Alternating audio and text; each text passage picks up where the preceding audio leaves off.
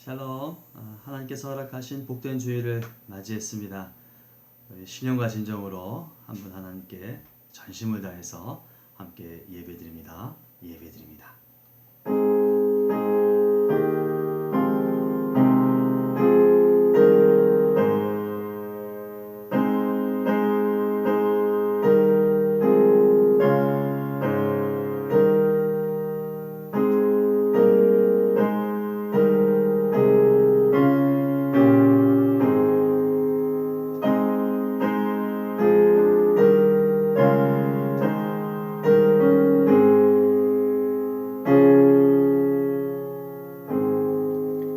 예수께서 이르시되 내가 곧 길이요 진리요 생명이니 나로 말미암지 않고는 아버지께로 올 자가 없느니라.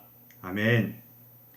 우리 생명을 구원시키기 위하셔서 오직 예수 그리스도로 인하여 새 생명을 얻게 하여 주셔서 감사합니다. 그 구원받은 몸으로 하나님을 영화롭게 하며 또 예배자가 될 수 있도록 인도해 주셔서 고맙습니다. 거룩한 주일 주님께 예배드리오니 오직 한 분 하나님 홀로 영광받아 주시옵시고 우리 예배가 진실된 예배가 되어지도록 성령 하나님께서 주장하여 주시옵소서. 예수님의 이름으로 기원하옵나이다. 아멘. 이 시간 찬양 드릴 때에 새 찬송가 312장, 동일 찬송가 341장 찬양 드립니다.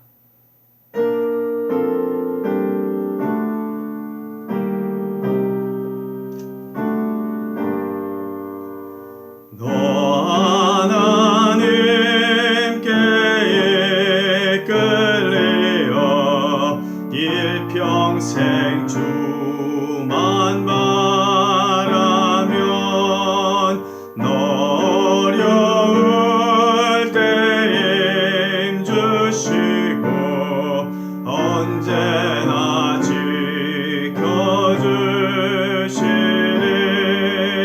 주 크신 사랑 믿는 자 그 반석 위에 서리라.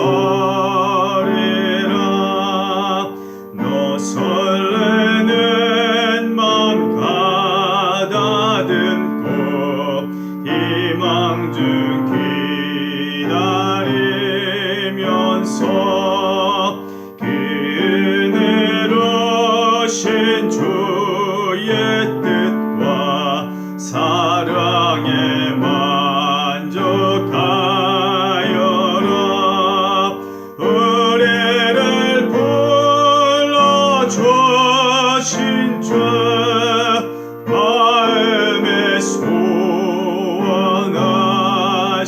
소원하신다. 주 찬양하고 기도하며 내 본분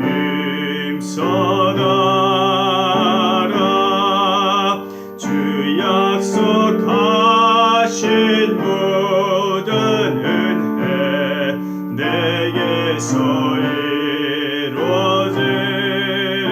이루어지리라. 잠들고 알지 않은 자 주께서 기억하시리. 아멘. 찬양 한 장 더 드립니다. 새 찬송가 435장, 동일 찬송가 492장입니다.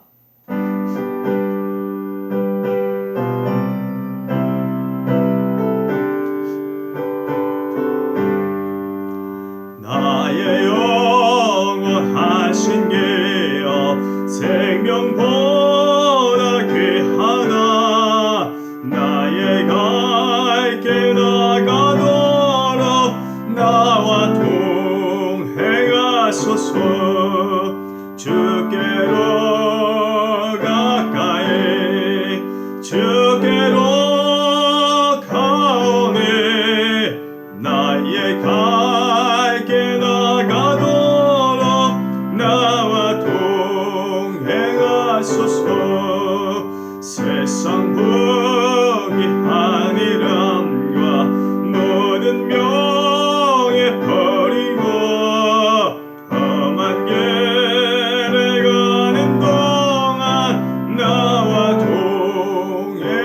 행하소서. 주께로 가까이 주께로 가오니 나의 갈 길 나가도록 나와 동행하소서.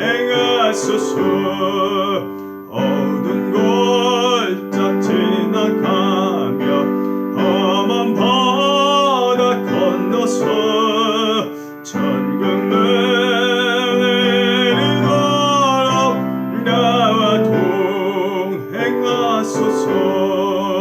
주께로 가까이 주께로 가오니 나의 갈 길 나가도록 나와 동행하소서. 아멘. 이 시간에 봉헌의 시간 같습니다. 여러분 각자가 준비한 예물 올려드릴 때에 지금 드린 찬양 우리 1절 찬양 드리시면서 함께 예물 올려드립니다.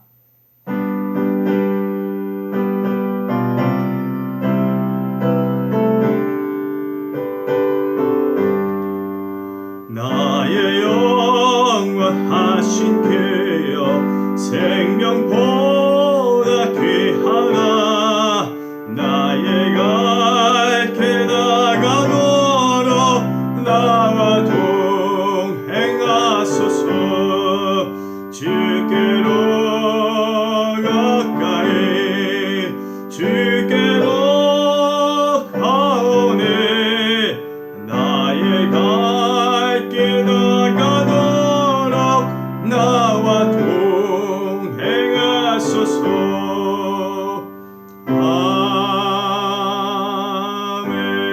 아멘. 기도합니다. 하나님 감사합니다. 오늘도 정해진 시간에 주 앞에 예배 드릴 수 있도록 도와주셔서 감사합니다.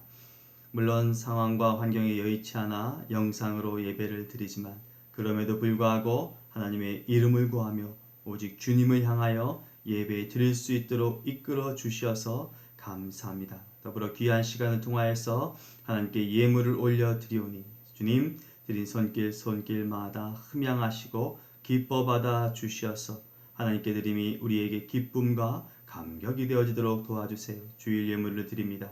주정 예물을 드립니다. 10의 1조와 감사 예물과 선교 예물과 건축 예물과 여러 명목으로 주 앞에 예물을 올려 드리오니 드릴 때마다 억지로 드림이 되지 말게 하시고 감사함과 순복함으로 드리는 우리가 되도록 도와주시옵소서. 더불어 연약한 우리의 육체를 위하여 간구합니다. 어려운 시기에 생명을 보호하여 주시고 안전케 하여 주신 주님 감사합니다.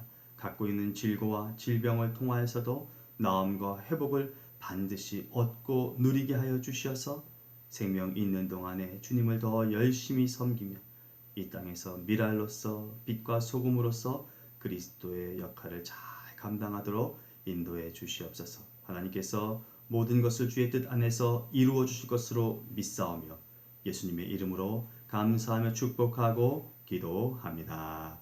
아멘.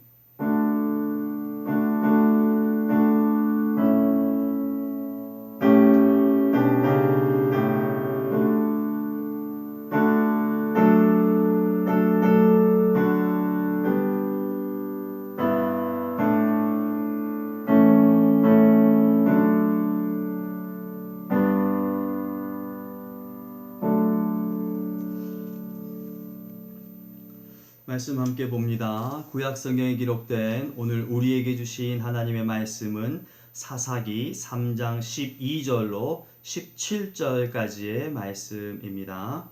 구약 성경 364면이나 365면쯤 되겠습니다. 함께 한 목소리로 합독합니다. 이스라엘 자손이 또 여호와의 목전에 악을 행하니라. 이스라엘 자손이 여호와의 목전에 악을 행함으로 여호와께서 모압 왕 에글론을 강성하게 하사 그들을 대적하게 하시매 에글론이 암몬과 아말렉 자손들을 모아 가지고 와서 이스라엘을 쳐서 종려나무 성읍을 점령한지라. 이에 이스라엘 자손이 모압 왕 에글론을 18해 동안 섬기니라. 이스라엘 자손이 여호와께 부르짖음에 여호와께서 그들을 위하여 한 구원자를 세우셨으니 그는 곧 베냐민 사람 게라의 아들 왼손잡이 에웃이라. 이스라엘 자손이 그를 통하여 모압 왕 에글론에게 공물을 바칠 때에 에웃이 길이가 한 규빗 되는 좌우에 날선 칼을 만들어 그의 오른쪽 허벅지 옷 속에 차고 공물을 모압 왕 에글론에게 바쳤는데 에글론은 매우 비둔한 자였더라. 아멘. 하나님의 말씀입니다. 기도합니다. 주님, 거룩하고 복된 주님의 말씀, 생명의 말씀을 읽었습니다. 이것을 읽은 것으로 그치지만 말게 하시고 삶을 통하여 실천하여 하나님께서 역사하시는 데에 동행하는 우리가 되도록 도와주시옵소서. 더불어 성령의 능력을 의지하며 말씀을 선포하고 나누는 이 시간 가운데에도 시공간을 초월하셔서 역사하시는 하나님의 은혜가 우리 모두에게 끼쳐지도록 주장하여 주시옵소서. 예수님의 이름으로 기도합니다. 아멘. 오늘 우리가 성경 사사기 말씀 3장을 끝까지 읽지 않았지만요. 오늘 이 사사 에웃의 시대의 이야기를 통해서요. 몇 가지 말씀을 나누고자 합니다. 비록 우리가 17절까지 읽었지만 이후에 30절 그 끝까지 이어지는 말씀에 대해 것을 토대로 우리가 함께 말씀을 나누고자 합니다. 옛 속담에요. 초하룻날 먹어보면 열 하룻날 또 간다 라는 말이 있습니다. 대략 짐작이 가시죠. 한번 재미를 보면 자꾸 해보려는 것을 비유적으로 이르는 말입니다. 근데 이와 비슷한 속담이 또 있습니다. 여러분 한번 들어보세요. 정월 초하룻날 먹어보면 2월 초하룻날 또 먹으려 한다. 무슨 차이점이 있는지 혹시 찾으실 수 있으시겠어요? 예. 한 달에 2번 정도 가는 것으로 첫 번째 속담이 이야기를 했다면요. 두 번째 속담은 매달 정기적으로 움직이는 것을 묘사합니다. 뭐 둘 다 일정한 반복의 표현이 있습니다. 얼마나 좋으면, 얼마나 그리우면 그럴까요? 뭐 조상들 얘기할 필요 없습니다. 당장의 우리들도 그렇죠. 만난 음식을 먹으면 자꾸 생각나고 먹고 싶습니다. 처음 접한 운동이라도 흥미가 느껴지면 자꾸만 다시 하고 싶어집니다. 마음이 끌리기에 자꾸 만나고 싶고 보고 싶은 그런 사람이 있습니다. 일반적으로 이런 경우에 어떻게 해야 하나요? 아니, 어떻게 하십니까? 예, 그렇습니다. 식당에 가서 맛있게 먹으면 되고요. 운동도 하고 만남도 이어가면 됩니다. 왜 그럴까요? 좋으니까요. 예, 좋으니까 합니다. 더 이상 무슨 표현이 거기에 필요하겠습니까? 이렇게 좋아서 반복적으로 하게 될 때 우리는 또라는 말을 사용합니다. 어떤 일이 거듭하여서 하게 된다는 것입니다. 또 사고 싶어요. 또 먹고 싶어요. 또 만나고 싶어요. 싫은데 계속해서 또를 붙여서 말은 하지 않을 것입니다. 자, 이스라엘 백성에게도 이 또라는 말이 작동을 합니다. 12절 말씀해 보니까요. 이스라엘 자손이 또 여호와의 목전에 악을 행하니라 라고 했습니다. 그런데 뭔가 잘못된 듯 보입니다. 악에 대한 또가 작용을 했습니다. 죄를 범했다는 것입니다. 그런데 거기에 또라고 말을 하고 있으니까요. 네, 이번이 처음이 아니라는 것입니다. 맞습니다. 처음이 아니에요. 그러기에 더 아프고 괴롭고 안타깝습니다. 이미 저들은 2장 11절에서 이방 우상을 섬김으로 악을 자행했습니다. 이 일은 하나님을 대단히 진노하게 하셨죠. 그래서 이스라엘로 인하여서 하나님께서 시험을 할 것이다. 테스트해 볼 것이다. 이런 결정을 하게 만들고 맙니다. 자, 그럼에도 이 부분이 해결되지 않아서요. 여러분 3장 7절에 와서 악을 다시 한번 자행을 하죠. 징벌을 받습니다. 그래서 어렵게 그 고통 중에서 벗어났습니다. 그런데 지금 다시 죄를 짓고 맙니다. 이런 태도가 자꾸만 나온다는 것은 좋지 않습니다, 여러분. 왜냐하면 하나님과 대립각을 세우게 되는 행동이기 때문입니다. 이미 이스라엘에 대한 심판의 기준과 도구를 준비하시고 계신 하나님이십니다. 그리고 그것을 한번 사용하셨습니다. 그런데 자꾸만 그의 품에서 벗어나는 일들을 만든다는 것은 옳지 않은 태도임에 분명하죠. 분명히 그 대가를 치르기 때문입니다. 근데 왜 다시 악으로 가는 것일까요? 이유가 무엇일까요? 좋아서 그럴까요? 우리의 이런 생각에 대해 이스라엘 백성들이 안다면, 듣게 된다면 어쩌면 자신들을 너무 궁지로 몬다 이렇게 말할 수 있을런지도 모르겠습니다. 하지만 좋아서 그런다는 것 외에는 마땅히 달리 표현할 길이 사실은 없은 것 같습니다. 여러분, 주변의 다른 정보의 영향으로 시각 자극을 인지하는 과정에서 원래 사물에 대한 시각적인 착각을 일으키는 것, 이걸 착시 현상이라고 합니다. 우리가 이 벽에 하얀 검은 점을 찍어놓고 유심히 보면 그 점이 사라지는 것 같은 착각이 드러난다거나, 똑같이 평행선을 그어놨는데 이것이 막 휘어지는 현상 같은 것들이 나타나는 것, 이거 착시 현상입니다. 그런데요, 이런 유사한 것이 눈에만 나타나는 것이 아니라요, 사건이나 사물에 대해서 다르게 생각하거나 다르게 인지하는 것, 이거 착각이라고 말을 합니다. 이스라엘 백성과 하나님의 사이에 하나님의 직접적인 현현이 있었나요? 우리가 사사기를 통해서 봤을 때요, 말씀을 보고 생각해 보면 없습니다. 항상 하나님을 대변하는 지도자가 있었습니다. 과거를 거슬러 올라가면 모세가 있었고요, 여호수아가 있었습니다. 그러고 보면 이스라엘 백성은 하나님을 본 적도 없이 기나긴 세월을 지내온 것입니다. 고통 중에 있을 때도 마찬가지로 하나님의 임재를 직접 경험하고 아픔의 시간을 보냈다거나, 혹은 혹한 길을 지나 태평성대에도 하나님을 본 적은 없습니다. 오직 그들이 하나님을 경험한 것은 대리자를 통해서만이 경험되었죠. 모세, 여호수아, 민족의 지도자들. 오늘 본문 말씀을 통하여서 나타나는 것들을 보면, 우리가 지금 사사기를 통해서 사사기를 읽고 있지만 이 사사기를 통해서 보면 사사라고 하는 사람들, 지도자라고 하는 사람들입니다. 어쩌면 여기에 오류가 있습니다. 이스라엘 백성의 착각이 있고 착시 현상이 있을 수 있습니다. 사사가 살 동안에는 저들이 잘했다는 것은요, 사사를 넘어서 하나님을 바라보는 그 영적 안목이 없이 그저 육적으로 함께하는 사사만을 바라보고 모든 일들이 사사를 통해서 이루어졌다고 판단했을 가능성이 농후하다는 것입니다. 임진왜란 해전에서 혁혁한 공을 세운 이순신 장군이 있습니다. 여러분이 잘 아시다시피 그에게는 거북선이 있었습니다. 그런데 7천량 해전에서는 조선 수군은 대패를 하고 맙니다. 당시 수군은 원균이었습니다. 여러분, 거북선도 있었고요, 이순신 장군이 갖고 있던 그 배와 군사력보다도 더 많은 군사력을, 수군들을 갖고 있었음에도 불구하고 참패를 하고 맙니다. 그런데 여러분, 거북선이 있어서 승리하고 군사력이 강해서 이길 수 있었던 것이 아니었습니다. 지도하는 장수가, 전쟁을 치르는 장수가 누구냐에 따라서 승과 패가 달라졌던 것입니다.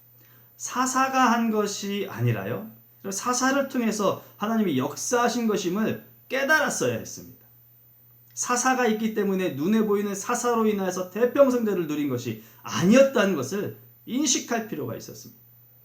여러분, 사사가 등장할 때의 표현을 보시죠. 3장 9절이나 3장 15절 말씀에요, 여호와께서 이스라엘 자손을 위하여 한 구원자를 세워, 이렇게 3장 9절 말하고요, 3장 15절에는요, 여호와께서 그들을 위해 한 구원자를 세우셨으니 라고 말합니다. 주체가 누굽니까? 사사가 홀로 일어난 게 아니죠. 여호와께서 사사를 세워주셨습니다. 그러므로 모름지기 신앙이란 보이지 않는 하나님과의 관계입니다. 보이지 않는 하나님을 열망하며 그분의 뜻을 구하며 인도하심과 가르침에 순복하며 나를 맞추어 나가는 것입니다. 이브리서 기자는 우리 앞에 향한 경주를 하되 믿음의 주여 또 온전케 하시는 예수를 바라보자 라고 말을 합니다. 예수님 돌아가시고 그의 무덤을 찾았다가 빈 무덤을 본 마리아, 또 한 제자, 그리고 베드로, 그들은 사실을 보았습니다. 정말로 빈 무덤을 보았습니다. 현상을 다 보았습니다.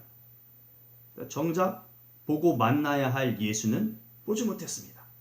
여러분, 심지어 예수께서 서 계신 것을 마리아는 보고도요, 예수님인 줄 미처 몰랐다라고 성경은 말을 합니다. 그러나 예수님께서 당신이심을 보여주셨을 때에 비로소 부활하신 그리스도 예수를 만나고 마리아는 사람들에게 내가 부활하신 주를 보았다라고 고백을 합니다. 주께서 보여주셨을 때에 볼 수 있는 것입니다. 하나님께서 승리케 하시고 구원케 하셨을 때에 비로소 구원과 승리와 해방이 있었던 것입니다. 사사가 한 것이 아니라는 것입니다. 신앙은 주를 통해 주와 함께하는 것입니다. 왜요?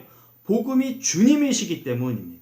잠언 기자는 14장 12절에 그렇게 말을 합니다. 어떤 길은 사람이 보기에 바르나 필경은 사망의 길이다. 우리의 육안으로 보는 것이 옳고 그름이 아닐 수 있다는 것에 더 큰 의미가 부여되는 것이죠.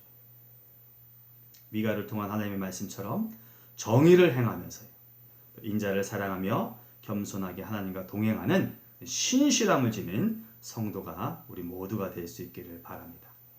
하나님께서는 신명기 31장에서 이스라엘 백성들이 하나님을 등지고 배반하며 이방 신에게로 갈 것에 대한 예언을 하신 적이 있으세요. 사실은. 그러기에 지속적으로 하나님을 떠나지 말 것에 대해서 말씀하실 뿐만 아니라요, 직접적인 조치를 취하면서까지 이스라엘에 대한 손을 놓지 않으셨는데, 결국 이스라엘 백성들의 이 근시안적인 신앙과 태도가 다시금 고통으로 스스로를 내몰게 된 것입니다. 과거로부터 이어졌던 것들을 잘만 간직했더라면, 아니 그것은 무시하더라도 최근에 하나님께서 하셨던 일을 깊이 기억만 하고 있었더라도 그런 일은 겪지 않았다라고 하는 것이죠. 모세를 바로에게 보내는 하나님께서는요, 강한 손으로 치기 전에는 바로가 이스라엘 백성을 보내지 않을 것이라고 말씀하시면서 하나님의 이적으로 애굽을 친 후에나 이 바로가 이스라엘 백성들을 보낼 것이라 라고 말씀을 하셨습니다. 그런데요, 출애굽기 11장에 가면 10가지 재앙 이후에도 바로의 마음을 하나님께서 이끄시는 것을 볼 수 있습니다. 큰 재앙 오면 반드시 바로가 넘어가야 되는데요, 이렇게 성경 말씀을 기록합니다. 여호와께서 바로의 마음을 완악하게 하셨으므로 이스라엘을 그 나라에서 보내지 아니하였더라. 예, 바로 스스로의 의지도 있을런지 모르겠지만 여러 가지 경험 때문에 바로가 넘어질 수 있고 결단을 새롭게 할 수도 있었는데 하나님께서 새롭게 하는 결단을 막으셨다는 거죠. 왜요? 이스라엘 구원의 때가 아직 아니었다고 판단하셨나 봐요. 그래서 더 악한 마음을 갖게 하여 주셔서 하나님의 더 큰 이적과 기사를 행하실 수 있게 만드셨다는 것입니다. 하나님의 계획을 위해서라면요, 이방인들, 하나님의 계획과 하나님의 구원의 방식을 위해서라면 심지어 이스라엘의 적마저도 쓰시는 모습입니다. 여러분, 본문의 경우를 살펴보죠. 12절 말씀이에요. 여호와께서 모압 왕 에글론을 강성하게 하사. 왜 강성하게 하셨어요? 이스라엘 자손들을 올무에 걸리게 하기 위해서죠. 이스라엘을 패망의 길로 건너가게 하기 위해서입니다.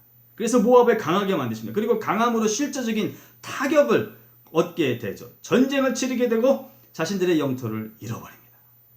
그리고 18년이라는 세월을 속국으로 지내게 됩니다.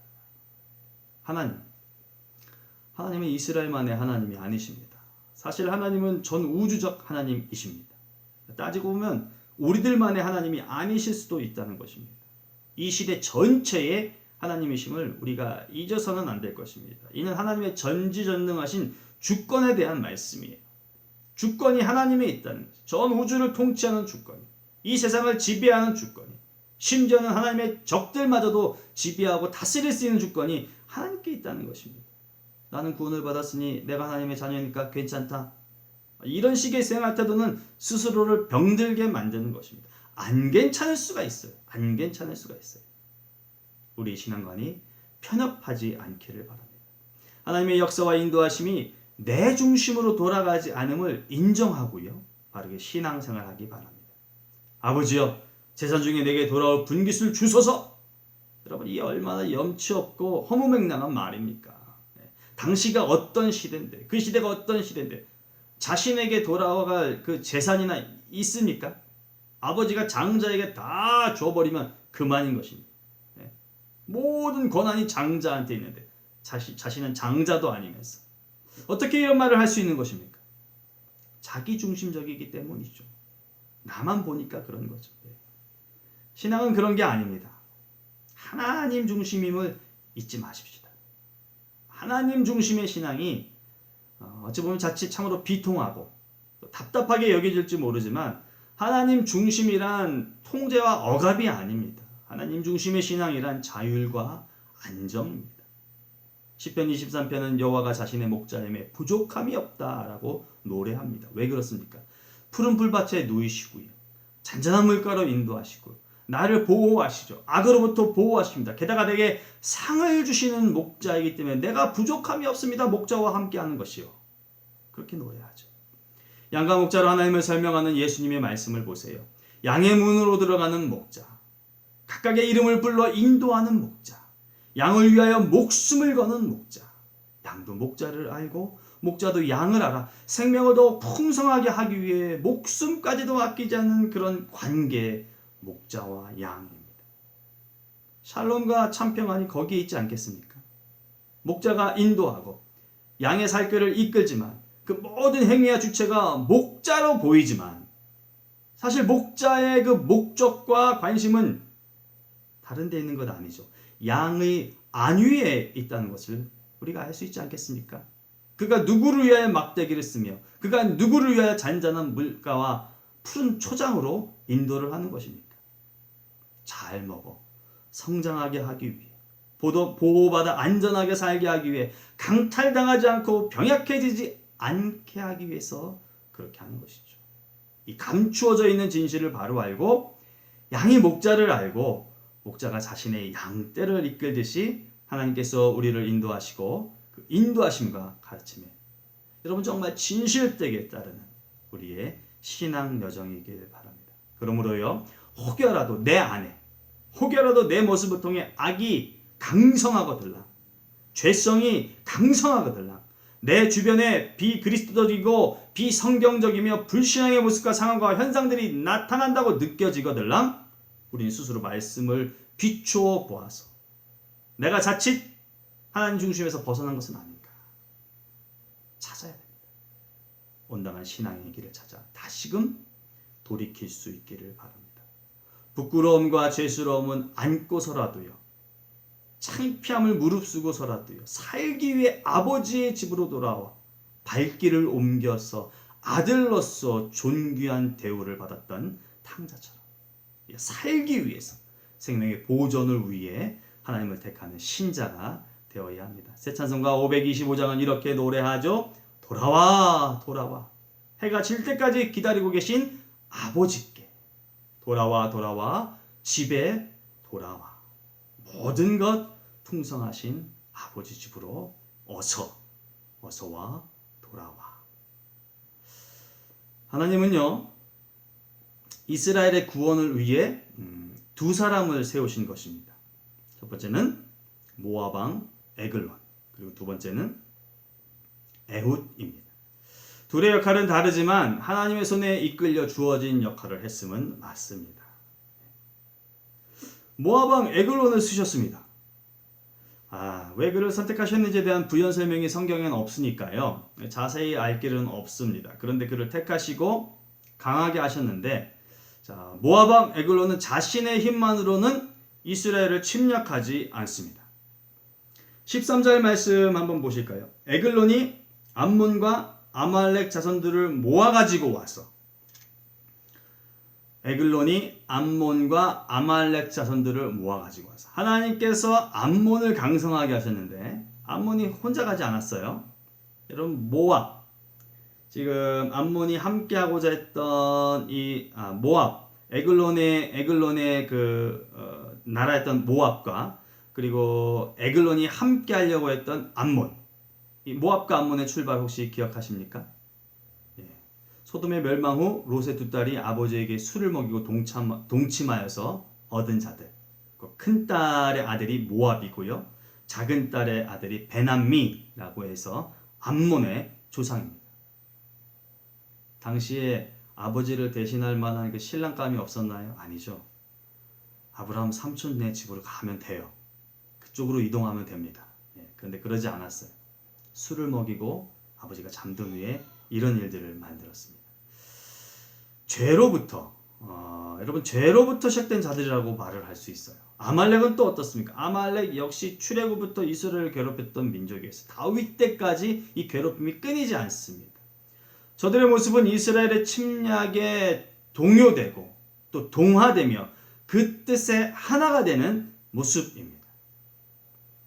악의 강성함을 엿볼 수 있습니다. 죄의 강력함을, 그 세력이 확장됨을 알 수 있는 대목입니다. 여러분, 우리에게 내재되어 있는 악이 잘못을 저지른 것뿐만 아니라 설령 실수로 범한 것이라고 해도요, 죄를 죄로 내버려 두면 그것이 헤어날 수 없는 늪으로, 그 죄가 우리를 고통과 고난으로 빠지게 할 수 있음을 알게 합니다. 저들이 침략하여 획득한 곳이 어디입니까? 여리고입니다.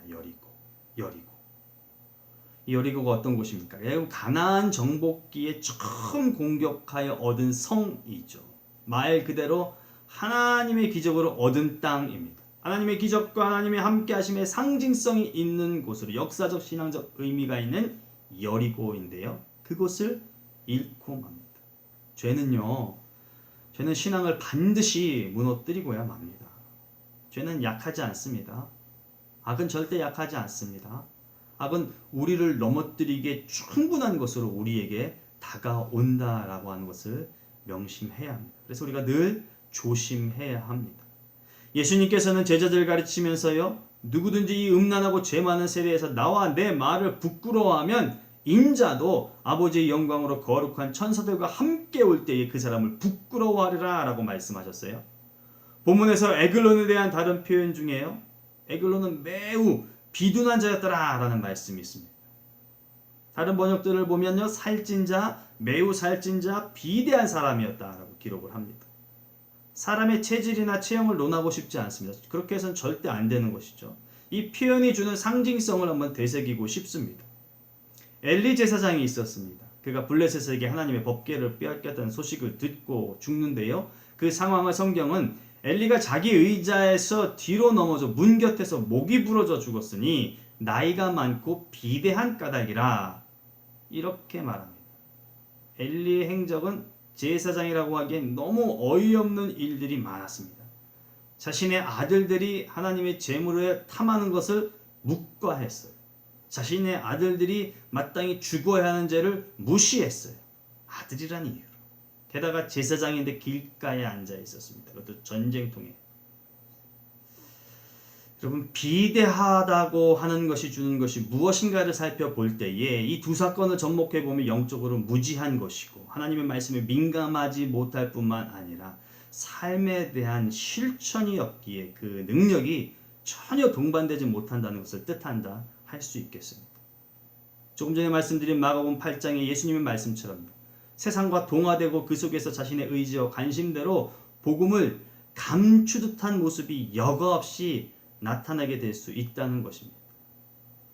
어떤 사람들과 모이냐에 따라서 내가 그리스도임을 드러내기도 하고 감추기도 하고, 어떤 장소이냐에 따라서 내가 하기도 하고 하지 않기도 하는 그 타협이, 그 이중성이 자리 잡고 있다는 것입니다.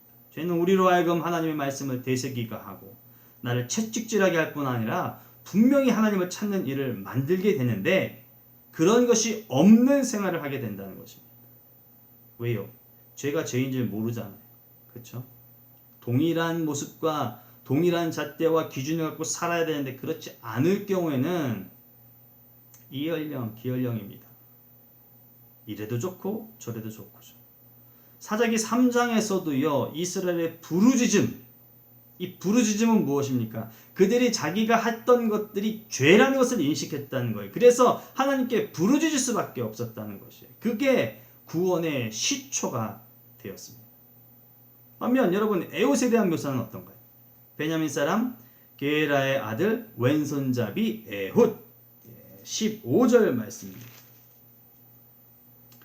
베냐민 여러분 기억하십니까? 야곱의 막내 아들입니다. 그의 어머니 라헬이 길에서 난산하여 죽음에 이르러 낳은 아들입니다. 어머니 라헬은 그의 아들의 이름을 그 죽음 때문에 그런지 이 아들이 베논이다 라고 이름을 주고 세상을 떠났습니다. 슬픔의 아들이다 이것이죠. 그런데 아버지 야곱은 그 이름이 썩 좋지 않았던 듯합니다. 그래서 그의 이름을 베냐민 이렇게 일러줍니다. 바꿔서 부릅니다. 슬픔의 아들이 아닌 오른손의 아들이 되게 합니다. 오른쪽. 이것은 하나님의 영광을 드러내는 의미가 다분히 큽니다. 그리고 혹 좋은 방향이라는 의미가 많이 함축되어 있습니다. 그런데 오늘 에웃은요, 이 오른손의 아들들의 지파 중에서요, 왼손잡이 이렇게 표현됩니다. 돌연변이 같지 않습니까? 이상하지 않습니까? 무엇인가 결격 사유가 있는 자처럼 여겨집니다. 실제로 원어의 뜻은요, 이 왼손잡이가 아니라는 것이죠. 오른손을 잘 못 쓰는 이런 의미입니다. 오른손이 묶여 있는 이런 의미입니다. 그러니 몇 가지 추정이 가능하죠. 뭐 왼손잡이일 수도 있겠다라는 것과 오른손이 묶여 있어 오른손에 장애가 있었을까? 뭐 이런 것들이죠. 그럼에도 오늘 우리는 이 에웃이 하나님의 사람으로 들림받아 사용되었다는 점을 기억해야 하겠습니다. 그러니 자신의 약점이나 환경에 제약이 있다 하더라도요, 하나님께서 함께 하시고 도우시고 쓰시겠다고 결정이 되어지면 주님의 도구로 쓰임받는 영광이 있다는 것입니다.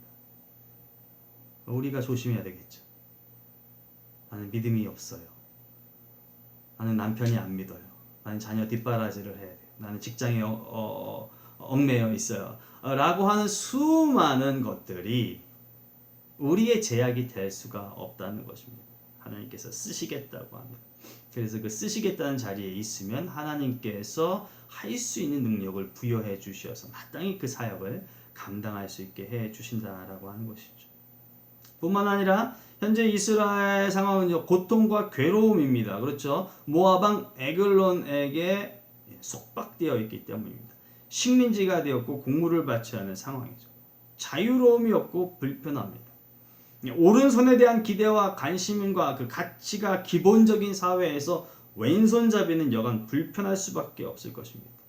그러니 에옷은 그 어느 사람보다도 지금 이스라엘의 오늘날의 현실에 대해서 궁휼함과 이해도가 더 컸을 것입니다. 자기가 왼손잡이라는 것으로 인하여서 겪었을 그 삶의 정황과 이스라엘의 현실의 이 문제를 빗대어 봤을 때 공감도가 더 크다는 것이죠. 따라서 그는 사사로 세워졌고 공물을 바치는 대표가 되었다 해서 비둔하거나 비대해지지 않았을 것입니다. 사사가 된 연후에 그의 모습을 보시죠. 16절 말씀이 좌우에 날선검을 허벅지 옷 속에 차고 라고 했어요. 그리고 19절 말씀에 보면 왕의 연애가 은밀한 일을 왕에게 아뢰려 하나이다 이런 표현이 있고요. 21절에 보면 비로소 기어이 그 모압왕 에글론의 몸을 찌릅니다. 왕의 몸을 찌르매 그렇게 말을 하죠. 또 27절 말씀에 가면 그가 이르러 에브라임 산지에서 나팔을 불고, 그리고 28절에 가면 나를 따르라 여호와께서 너희의 원수들인 모압을 너희 손에 넘겨주셨다라고 했습니다. 좌우의 날선검을 허벅지 안에 넣고 다니는 것은 불편할 수 있습니다. 그럼에도 불구하고 자기가 뜻한 바가 있기 때문에 그 일을 실천하고야 말죠. 사도 바울은요, 마귀의 관계를 능히 대적하기 위해서 전신갑주를 입으라 했습니다. 성령의 검, 곧 말씀의 검을 가져라 라고 에베소 6장 10절에서 말씀했습니다. 준비하는 것이죠. 여러분, 예수님은 제자들을 파송하시면서요, 내가 너희를 이리때 가운데 보내는 양처럼 느껴진다 라고 말씀을 하셨어요. 그러면서 하시는 말씀이 뱀처럼 지혜로워라, 그러나 비둘기처럼 순전하라 라고 말했습니다. 모압왕 에글론에게 살며시 다가가는 에훗의 계략이 있습니다. 뱀처럼 지혜롭고 그러나 비둘기처럼 순전하기 위하여서 하나님의 뜻을 실행하려고 하는 그 원대한 계획과 실천이 있다는 것이죠. 왕의 몸을 기어이 찔렀습니다. 야곱 오기 전에 행함이 없는 믿음은 죽은 믿음이라 말하였습니다. 믿음이 있지만 아무것도 할 수 없는 시체와 같다라고 말씀했습니다. 그러나 에훗은 뜻한 바를 자신의 목숨을 내어 바치면서까지 죽을지도 모르는 그 상황인데도 그 일을 했다라고 하는 것이죠. 나팔을 불었다고 하죠. 세례 요한은 광야에서 회개를 촉구하여 하나님의 사람으로 거듭날 것을 이스라엘 백성들에 향해서 선언했습니다. 베드로는 성전에 올라가 회개하고 돌이켜 죄 없다 함을 받으라. 이렇게 하면 새롭게 되는 날 주 앞으로부터 이룰 것이 너희 앞에 있을 것이다 라고 선포합니다. 알리는 것입니다. 선언하시는 것입니다. 나를 따르라 라고 말을 합니다. 낙단과 비관으로 일관하던 이스라엘 향해 오직 갈렙은요, 올라가서 그 땅을 취하자, 능히 이기리라 라고 이야기를 하죠. 가나안 정탐의 비관에 휩쓸려 있는 백성들을 독려합니다. 오늘 에봇의 모습이 그 모습과 사뭇 흡사합니다. 하나님의 견지에서, 하나님의 입장에서 이스라엘 백성들을 독려하고 자신이 해야 할 일이 무엇인가를 세밀하게 연구하고 검토하여서 그 일을 한다라고 하는 것이죠. 철저히 계획하고 준비된 바를 시도한 모습이 이 말씀 구절구절마다 역력합니다. 더불어 스스로의 계략에만 힘을 쏟은 것이 아니라 모든 것이 하나님의 인도하심이었음에 대한 믿음의 선언이 동반됩니다. 하나님은 자식을 대하듯이 이스라엘을 또 우리를 대하십니다. 사무엘하 7장 14절에 이런 말씀이 있습니다. 나는 그에게 아버지가 되고 그는 내게 아들이 되리니 그가 만일 죄를 범하면 내가 사람의 매와 인생의 채찍으로 징계한다. 자식이 잘 된다면 마땅히 회초리를 대듯이 타락하고 하나님을 등졌어도 다시금 돌아설 수 있다면 벌을 가하여서라도 회복시키려고 하시는 의도가 역력합니다. 그리고 하나님의 진실입니다. 하나님의 공의이자 하나님의 사랑입니다. 요엘 선지자는 이렇게 말하죠. 너희는 옷을 찢지 말고 마음을 찢고 너희 하나님 여호와께로 돌아올지어다. 그는 은혜로우시며 자비로우시며 노하기를 더디하시며 인애가 크시사 뜻을 돌이켜 재앙을 내리지 아니하시리라. 자신의 지혜를 따르지 말고, 여러분 가식이나 형식으로 치장하지 말고 우리의 마음을 찢어 참 회개와 진실로 매사에 하나님을 대하고 주어진 복된 삶을 대함으로 주시는 은혜를 통한 감격이 우리 모든 삶의 여정 가운데 충만하시기를 주님의 이름으로 축복하고 축원합니다. 기도합니다. 주님, 삶의 암울한 가운데에서도 빛을 주시고 소망과 생명을 허락하여 주셔서 주님이 우리를 인도하시고 우리를 살리심을 알게 하시니 감사합니다. 고통 중에 있었다 해방되고 나니 자유함 때문에 언제 고통이 있었냐는 식의 참으로 안타까운 마음이 우리 가운데 있을 때가 있는데 주님, 우리 삶의 여정 가운데 나타난 여러 일들을 잘 기억할 뿐만 아니라 말씀을 주신 주님의 뜻을 깊이 헤아리고 묵상하여서 좌로 우로 치우치지 아니하며 정도를 걸어가는 우리가 되어지도록 인도해 주시옵소서. 비둔하거나 비대하지 않게 하시고 악의 성장함에 마땅히 대항하여서 말씀의 검을 준비하고 주의 이름을 선언하며 날마다 승리의 길을 걸어가는 우리가 되어지도록 도와주시옵소서. 예수님의 이름으로 기도합니다. 아멘. 축도함으로 예배를 마칩니다. 교회의 머리가 되신 우리 주 예수 그리스도의 은혜와 하나님 우리 아버지의 무한하신 사랑과 성령님의 감동감화 교통 인도하심이 주님의 부르심에 합하게 삶을 통하여서 세밀한 실천력을 가진 에훗과 같이 이 시대를 살아가는 우리 가운데 지혜와 순전함과 특별히 주를 향한 믿음과 주의 말씀으로 무장하여 승리하기를 결단하고 다짐하며 나아가는 귀한 권속들 위에 저들의 가정과 자녀와 직장과 사업과 학업 위에 영원토록 함께하옵시기를 간절히 축원하옵나이다. 아멘.